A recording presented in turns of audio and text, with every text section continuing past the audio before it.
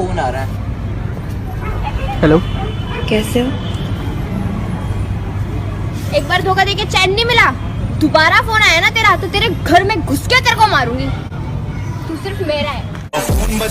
Bathroom में पोटी धोने के लिए भी अपनी मम्मी को आवाज लगाता है। काला टीका लगा रखा है इसकी मम्मी ने कि बेचारे बच्चे के नजर ना लग जाए। और इसकी गर्लफ्रेंड ने, वो भी एक नहीं दो पौए को बाइक पे भी मसा चढ़ा है। उसमें भी बेचारा 2 बार रो दिया था कि भाई इतनी ऊपर हाइट से कहीं नीचे ना गिर जाओ, और इसको धोखे मिल रहे हैं।